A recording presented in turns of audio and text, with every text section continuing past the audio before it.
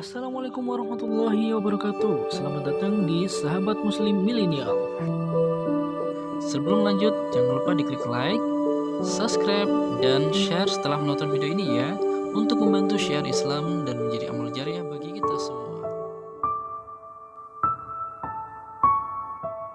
Sahabat Muslim Milenial, tahukah kalian dalam sebuah hadis yang diriwayatkan oleh Abu Hurairah radhiyallahu an, bahwasannya Allah menggambarkan sebuah azab yang akan diterima oleh sebagian kaum muslimin, yakni mereka akan ditarik wajahnya dan akan dimasukkan ke dalam api neraka. Padahal mereka dahulunya di dunia melakukan amalan-amalan sebagaimana kaum muslim lainnya. Lalu apakah penyebab dari itu semua? Yuk kita simak videonya sampai selesai agar menjadi pembelajaran bagi kita semua. Ya, sahabat muslim milenial, dalam sebuah hadis yang diriwayatkan oleh Abu Hurairah radhiyallahu anhu, bahwa Abu Hurairah radhiyallahu anhu berkata, aku mendengar Rasulullah SAW bersabda, manusia yang pertama kali diadili pada hari kiamat ialah seorang yang mati syahid, lalu ia didatangkan dan beritahukan kepadanya kenikmatan-kenikmatan sehingga ia pun mengetahuinya. Kemudian Allah Subhanahu wa taala bertanya kepada dirinya, wahai fulan, apa yang telah kamu lakukan di dunia? Lalu ia menjawab, aku berperang karena engkau hingga aku mati syahid ya Allah. Tetapi Allah Subhanahu wa taala berfirman, kamu berdusta. Kamu berperang sebenarnya agar disebut sebagai seorang yang berani, dan kamu telah disebut sebagai pemberani pada saat itu. Maka diperintahkanlah oleh para malaikat agar menyeret di atas wajahnya dan dilemparkan ke dalam api neraka. Kemudian seseorang yang mempelajari ilmu dan mengajarkannya juga membaca Al-Quran, didatangkanlah dia dan diberitahukan kepadanya kenikmatan sehingga ia mengetahuinya. Lalu Allah Subhanahu wa taala berfirman, apa yang telah kamu perbuat di dunia? Lalu ia menjawab, aku telah mempelajari ilmu dan mengajarkannya, juga membaca Al-Quran karena engkau ya Allah.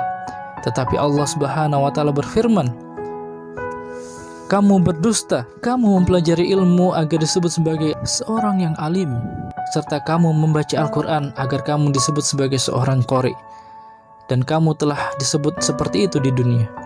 Maka diperintahkanlah ia agar diseret di atas wajahnya dan kemudian dilemparkan pula ke dalam api neraka.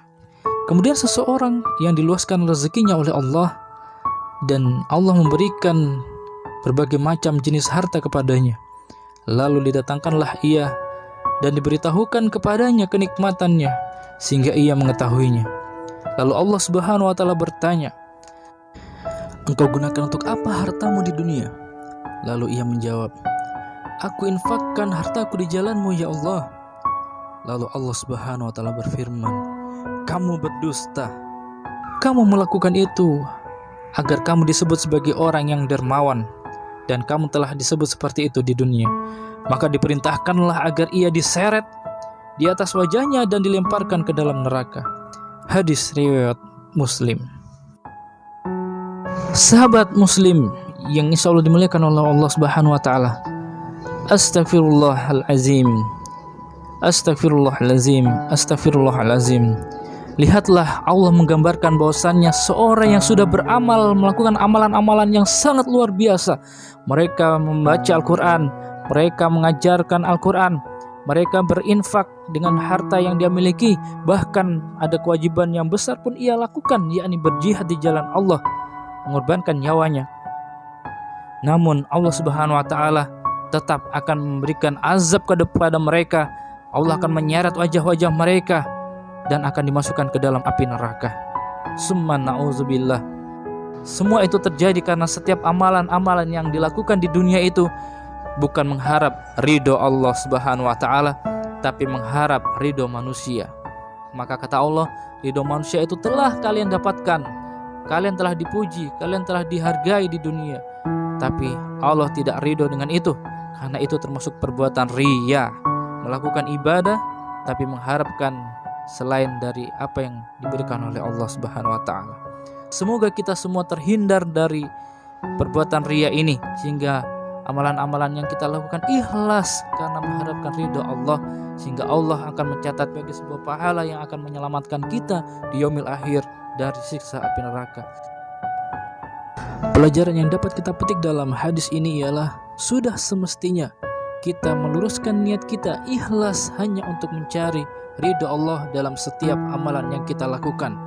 Ketahuilah bahwasannya Allah Maha melihat aktivitas kita, baik yang kita lakukan yang terang-terangan maupun yang tersembunyi, baik itu terungkapkan maupun di dalam hati. Wallahu a'lam bishawab.